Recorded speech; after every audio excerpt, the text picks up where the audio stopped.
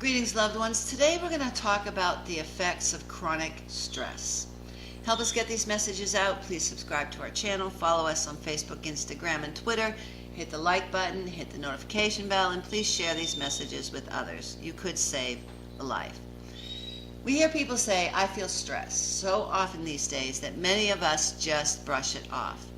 Moreover, living in a big city like New York, we tend to view feeling stressed and overwhelmed all of the time as an inevitable part of a culture that views hard work and achievement as a badge of honor.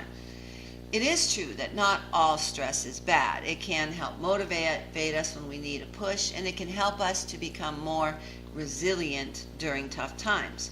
However, the effects of chronic stress can be detrimental, not only to our minds, but also to our bodies. So let's talk about the symptoms of chronic stress disorder. Feeling stressed is quite simply your body's reaction to a situation where it feels threatened. When we feel threatened, our bodies go in high alert and vacillate between the fight and flight modes. Fight or flight is your body's way of determining whether you should run away or attack the threat.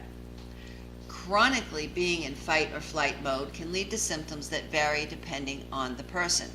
However, there are some typical signs that show up in most people. The emotional and cognitive symptoms include feeling easily agitated or overwhelmed, racing thoughts, constant worrying, forgetfulness, and feeling defeated.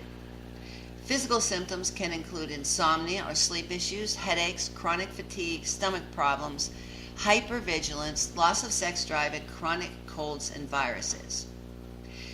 Prolonged stress does some really damaging things to the body. So let's talk about what they are.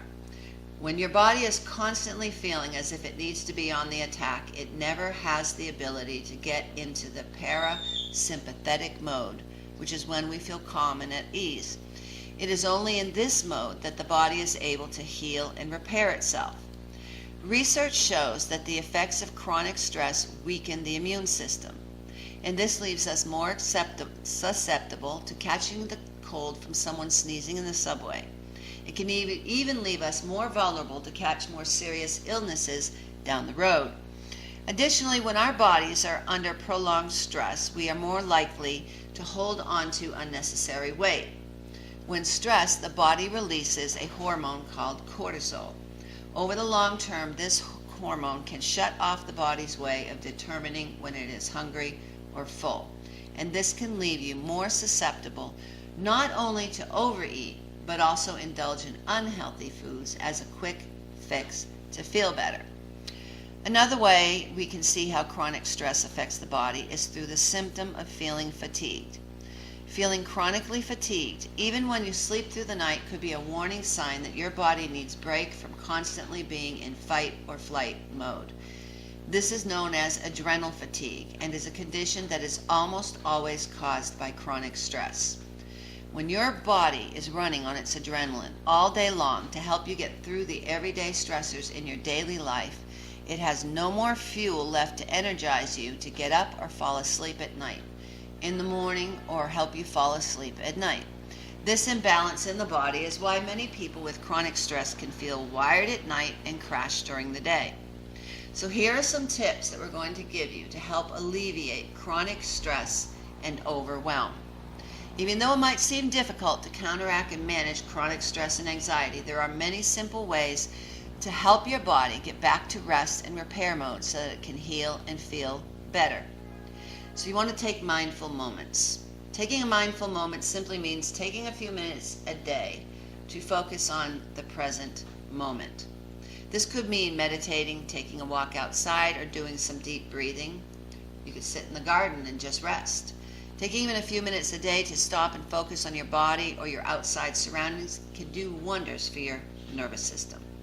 Then there are herbs and tonics. So there have been many studies that show that adding certain herbs to your diet can help combat stress and calm down inflammation in the body. Some of these include, I don't know if I'm going to say it right, ashwagandha, rhodiola, and lemon balm. That one I do know.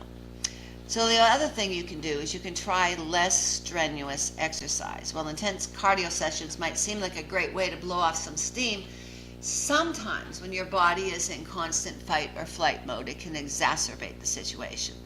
So taking a less intense workout such as yoga, Pilates, or a brisk walk can be much easier on the nervous system when it is overly active from chronic stress. Another thing you can do is talk it out. Talking about your anxiety, stress, and feeling overwhelmed can be a huge relief. When we feel overwhelmed and stressed, we often feel very isolated and alone, so finding a friend, a loved one, or a therapist who you can talk to about these feelings can help you alleviate symptoms.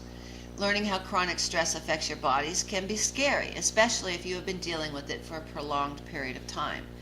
Rather than looking at it from a fear-based lens, we can use symptoms as a tool or warning sign that lets us know when we need to slow down and practice some self-care. The question is not if you'll encounter a victim of violence. The question before God is, what will you do when you do encounter them? You could be the person who saves a life. You are called. We are all called to be champions for justice, and those who suffer violence, they need to know that those who love them and those who don't even know them will reach out to them and give them the help they need before it's too late. If you're a victim of violence, listen to me. I want you to know that you are valued, you are loved, you are intelligent, and you are worthy. God does not want you to suffer violence. He wants you to live free from violence in peace and tranquility. There is a way out. It is not your fault. Abuse is not love, and most of all, you are not alone. So if you're a victim of violence, reach out to someone today. If you find yourself in a dangerous situation, call 911 for help. And if you know of somebody who is suffering violence, tell authorities. In our next episode, we're going to talk about self-care tips. Until then, God bless you.